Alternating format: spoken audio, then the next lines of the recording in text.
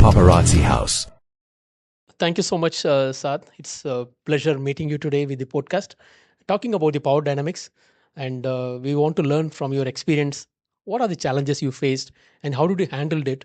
And we want to tell into a very, like a real-time story to the younger generation, and welcome you for the podcast. Today we have Saad Maner from Italy. He is the CEO, currently serving in Dubai. And welcome to the podcast, Saad. Would you like to tell something about your background, your passion, what you like? Maybe something about yourself, please. Yeah, sure. Thank you, Dr. Ram, for giving me this opportunity. I have awful lot of things to, speak about on this subject. My passion is my business. In terms of whatever I do, I enjoy that, and that's why where I am today. So, just speaking about the power dynamics, I'll just break my story into three different components, if you like. And firstly, I would like to share some of the personal experiences that I have seen within my extended family or friends like that. So, naturally, each of the family, as one can recollect or imagine, would have one or two people within the family who are more wise and knowledgeable and intellectually engaged. So, what happens over the time is that because of the knowledge and intellectual they possess, um, they tend to gain more respect from the family members. Over the time, this respect gives them the power and authority. It naturally happens. It's not that that person would want to gain the power. I mean, he would have given lot many things back to for the family and the community, and he would have done some great things for the family, right? But naturally, that in the power position, when one person comes, and then automatically the ego and the self-esteem part is comes into that person. What happens is then occasionally after many years, I have experienced this personally, is that after many years, that person becomes so powerful that he would not like to listen a challenge against against him. So in that situation, what happens is that that person becomes very powerful, and then that power is kind of crushing the ambitions of the other family members. So this happens naturally, and over the time it happens. It does not happen intentionally, I should say this, but this is something that younger generation needs to be mindful of, and do not let it to a situation where your ambitions are being crushed. They must speak up for themselves when things are not right, and so the other person will also be able to understand. And as long as people are able to speak up for themselves and communicate it clearly, the other person will also understand and respect that position. But most of the time, in my experience, it is seen that for people don't speak up, and that's where the challenge comes. So that's the personal side of the story, and this can easily trickle into the business side as well. So for the reflection of that, like it is an old saying in our own language, but I'll try and explain this in English, that in the shade of a bigger tree, the smaller tree do not grow. So, rightly said, maybe very interesting question is like maybe you said people get experience. So, based on that expertise, they have been empowered by the other family members, right, on the business. And over a period of time, they couldn't, listen to the critics, right? Not the suggestions, the critics. Suggestions probably they may not be able to execute in the day-to-day activities, but other critics no, don't, because They don't don't like to challenge see the me. challenge. Yeah, Yes. don't challenge me right now, because I think last 5-10 years it is all my effort. I have gone into the deeper roots to change the system, to put the things in place for the better for the business as well as the family. So they build an attitude over a period of time. You rightly said, if somebody is going to shake it, maybe that's always a kind of a thing. So, but on the other way around, other family members have the same intention, right? And they do equally contribute for the business and the family well-being. So you rightly said, maybe it's a bit of in a junction. It is like who is right, wrong, what is their intention and the attitude towards the family as well as the business. I see both things are equally important to retain the family members inside the business, and the business itself has to be sustained, not just nepotism and favoritism, but business sustainability is equally important. So as a is a bit of it's like a critical situation, because now somebody, like probably the family members, nominate or selected this member to take the lead in the business, but looks like he's like a monopoly, or like he's just acting without listening to others. So how how this can be sorted out, or how this can be, because otherwise what will happen, like maybe the next generation seeing the person is like a Hitler kind of a model, right? So you don't listen to, so whatever I'm going to share ideas for the growth of the business, he's not going to listen to, my uncle is not going to listen what I'm going to tell now. So I look into my own business, or I'll jump into some other venture by myself instead of sticking to the family business. So the family integrity, and maybe the eventually the business collapse over a period of time, that you could able to visualize it. So for the younger generation who faces this kind of a situation, what is the one thing you want to tell so that they could able to maybe, obviously you cannot change the attitude of a person who is like creating himself as like maybe the kind of a authority, right? But how we could able to face this kind of a situation so that we don't lose the family, the integrity, like on the bigger picture, as well as the business sustainability, because business sustainability is all about, maybe there are a lot of factors into it, internal external factors. So as a younger generation, how this person has to like face the situation, maybe what is your suggestion on that, please? Yeah. Before we come back to the suggestion, let me extend my story into the wider context where the multiple stakeholders are involved, some including the family members and some other outsiders as well in the business. And again, I'm sharing this from my experience of seeing these kind of things happen to the families and friends on multiple occasions, but I'll generalize this for the sake of the audience. So for just imagine a situation where there are this partnership or a common shareholding, a pool of people, friends get together and start a business. They go along very nicely for a certain number of years, let's say 10, 12, 15 years, and they grow a business to a size and scale where their families are comfortable and everything. There is a great bonding between the shareholders and everyone, right? But then after many years, what happens is then the next generation comes into the play, right? When the next generation comes into the play, the dynamics changes. The understanding between the family member or the wider stakeholders that were there, changes. And when that change happens, the main person who is driving the business, will feel more empowered when the children join the business, right? Naturally so, because they have obtained the qualification and experience and whatever, and now they have joined the business. So naturally they will add value, and they do add value for also, but their way of thinking or their vision to take the business to the next level is different from what it was initially there.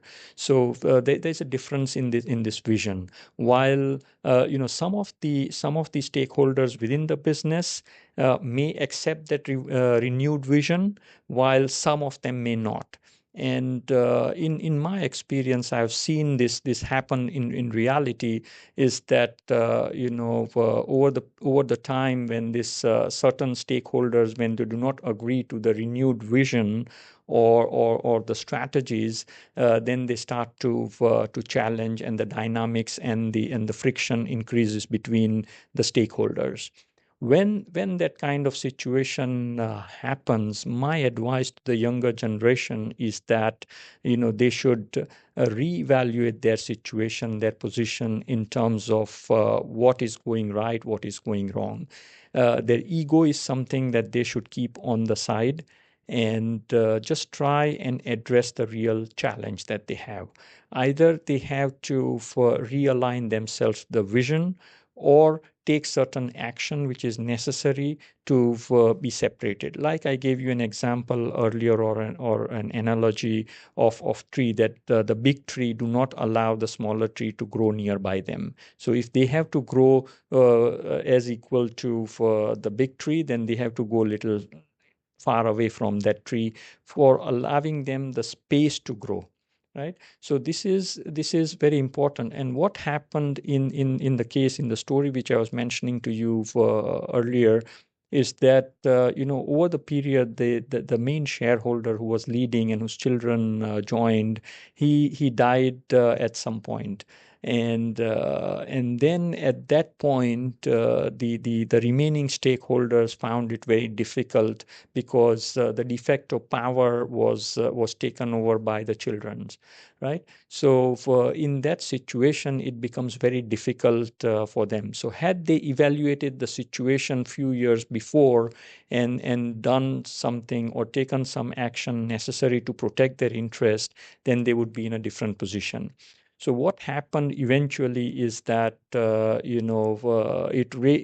problem reached to a level where the business collapsed, and the whole business, they were out of the business basically, right? So it can end up in a situation. I'm not saying not always it happens like that, but sometimes it happens. And if we can learn from these kind of stories, then this is something which will help them in their due course. So very interesting question. You have highlighted amazingly well structured, the thought process. Here, there is a succession plan has to be planned. So who is going to take the next responsibility, and the person is capable or not. He could able to understand uh, the the market, the economies, and the internal capabilities and the client expectations, so that the business goes seamlessly. Right. Number one. Number two, is it the right time to bring the professionals or new set of investors on board, so that there's no competition who is going to be the next CEO? So always sometime, between competing with the uncles level, the first generations, or the sons on the cousins level, there's always competitions. Who is going to take the responsibilities if the first person is no more, or they are not available? Is it the uncle's level, like the first person, as well as his brothers is going to take responsibilities, or the first person's son or the daughter is going to take responsibilities? So it's a kind of a situation where one has to take smart decision, bringing some professionals to manage the show, or literally planning the succession plan, so that at any time somebody can take over the business and manage without any interpretations or interruptions. So this is one side of thought process. And I could able to understand that probably, which you said is very practical for many of the family businesses. And eventually, a lot of study shows that third generation is a curse, probably they lose the business completely out because of the internal external factors. So since you are into consulting as well, and you could able to understand a lot of non-executive directors position is now these days has been highlighted. So do you think that probably we should bring some expert from outside, so that they are a bit of neutral, rather than all these favoritism, nepotisms, and stuff, like to put the checks and balances in place? Yeah. First of all, I think there has to be an alignment of the mindset between the existing stakeholders, whether it be the family members or whether it be the outsiders, right? So there has to be the mindset alignment has to happen. And I think the great way to for align the mindset is to for bring the coaching expert who can help them understand their respective strength and weaknesses, right? So while if the business has to flourish, they have to capitalize on the respective strength of each of the stakeholders, and address the weakness. Together, they are much stronger, right? So once they make the alignment of the mindset, then the next step is to think about okay, whether they should keep it within the existing stakeholder, or they need to bring the external expert to help them. I think the great way to look at this thing, it's not to give away the control to a third party because they know their business better than anyone else, right? But it is important for some independent person to bring some value adds to the company, and that's where the non-executive directors comes into play, right? So they challenge the decision of the board or the existing stakeholders in certain key strategic matters, and then that allows them to nullify the turbulence which they may face if they were to do everything on their own. Brilliant. So, moving to the power dynamics jungle, like, probably I feel this corporate is like a jungle, and you see a lot of lions and foxes. Obviously, it's inevitable, and probably we learn from each other over a period of time. Would you like to highlight your corporate journey? Like, we'd like to say something about the business side of what are the challenges you faced on the business side?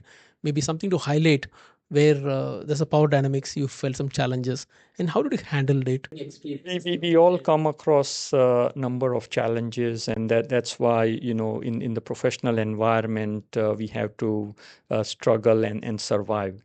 But one advice that I would like to give everyone, which I have experienced and I've implemented myself, is to have patience.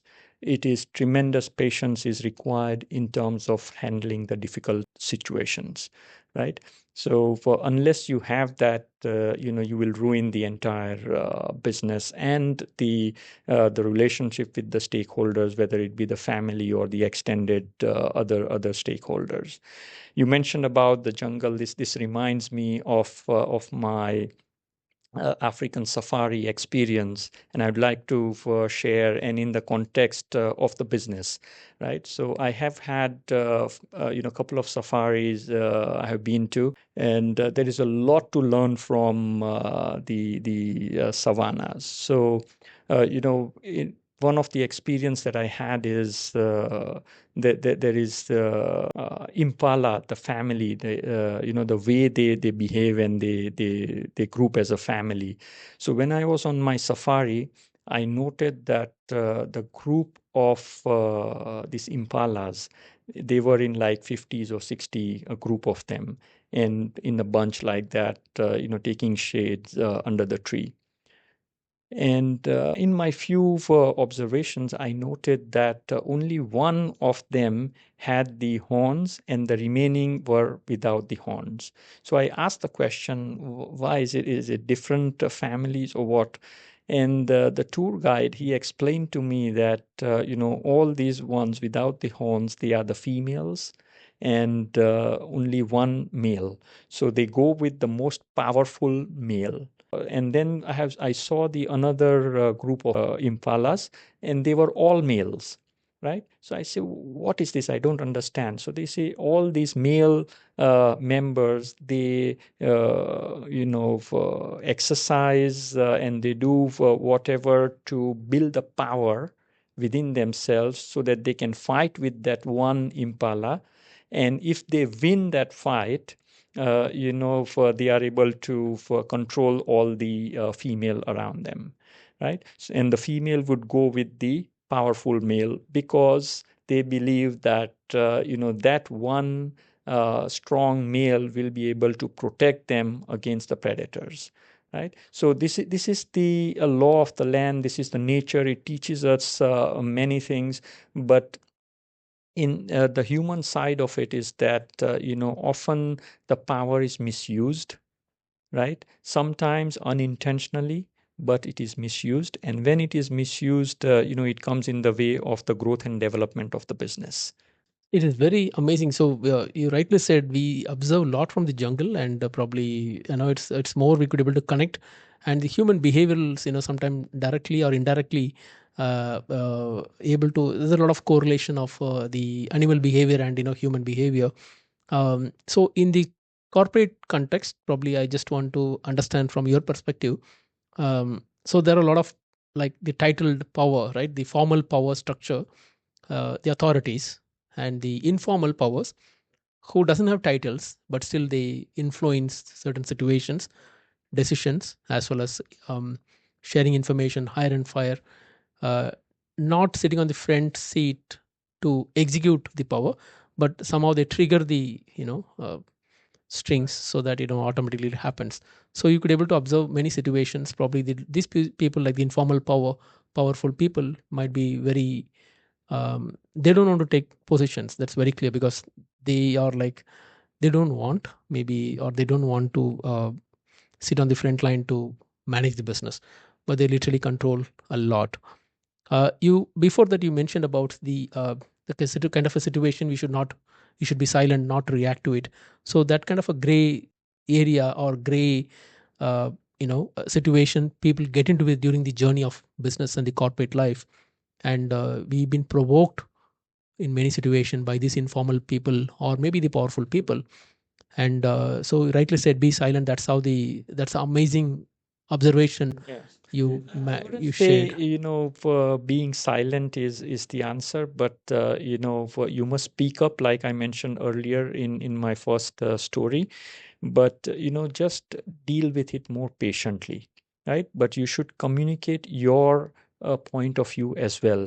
Otherwise, you will always be crossed. So make your point of view across the table, and then have the patience, because for the other person to understand also, it takes time.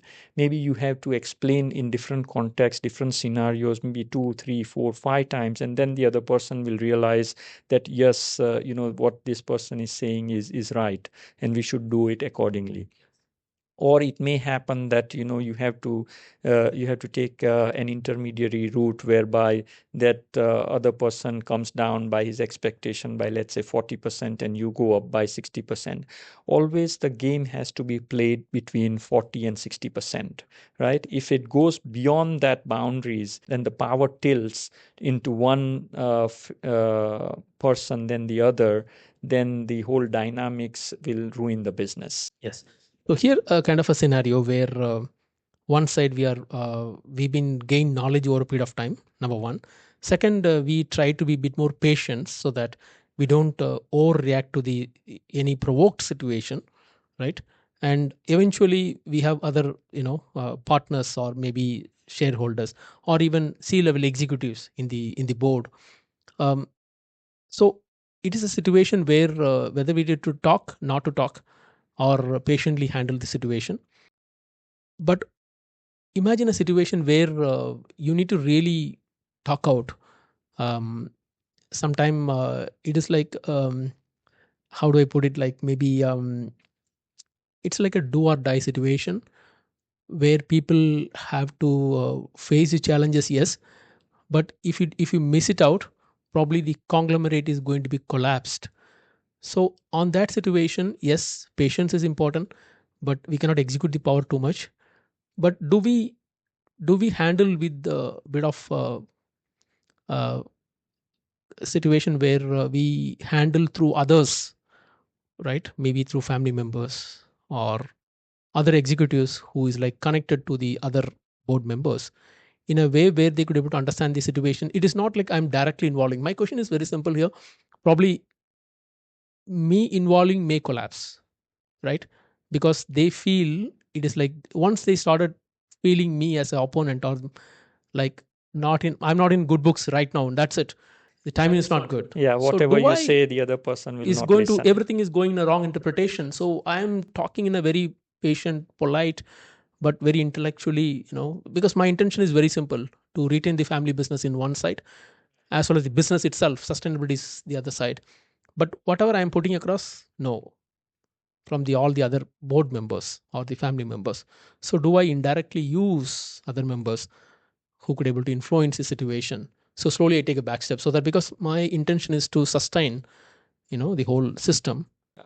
I think in your scenario you explained is where the person is in a situation where it is in an extremely difficult and a delicate position, when if some actions are not taken, then the business may collapse altogether.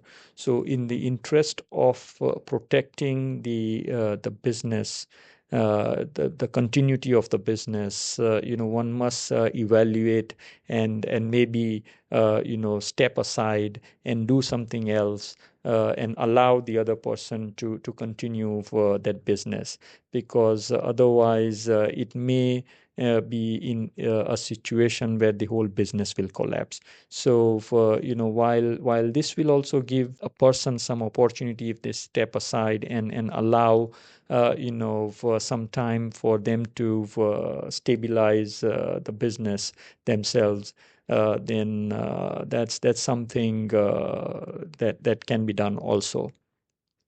Mostly in the family situation, today, in today's day and age, the people have diversified interest, right? So they will have multiple lines of business activities, right? So it may be, if possible, it may be easier for them to split different service lines, and maybe one can take control of one service line and the other can take control of the other service line, and then they consolidate and combine at the end and maybe share the revenue. So that could be one way in which the power can be managed and controlled by the way of sharing, if that's possible. But sometimes it reaches to a level where it goes beyond that point, and then it is better to split or segregate the business. Good. So it's a wonderful observation because I have seen both the cases, family run business. One of the large organization where the next generation taking over, and one son was the the CEO for the company, the group level. Second son is going to split the support services, in his name, and he's offering the services to the mother company. So they're doing the same thing, but the ownership of the structure has been bit of changed on that. So still they could able to have that kind of ownership, maybe, or the leadership, put it on that way. They could able to enjoy the benefits on that, but I'm not sure how far they are capable to manage independently as like a leaders. So that is one thing. And the second scenario you rightly said, maybe in terms of the family members are completely conflicting, so probably bringing some experts to manage. That's again we could able to visualize the lot of boards has been completely no family members and only the non-ex directors or the professionals who are sitting on the board just to manage it. That's again happening with a large conglomerate. So wonderful. Probably I'll just ask the final question. Maybe what one thing you want to share to the younger generation to handle the power dynamics, right? From a perspective where we seen a lot of cultural differences, right? And personal capabilities on the competency, maybe somebody from the auditor, somebody from the consulting, somebody from the doctors, engineers. So they have their own core capabilities, and somebody is very good charismatic, the convincing nature. Somebody is good in networking, so that they could able to, they're not much competent of handling certain domains, but they are like go getters. You just tell them, they just connect to the right people and things. So with a lot of things influencing an individual to be powerful, not so powerful. So a person like maybe just completed the graduation and getting into the corporate life. So where to focus and how they can enhance their power, just from your experience, please. So, very good question. First of all, I think most of the people they struggle with this thing, and especially when the family owns a large business.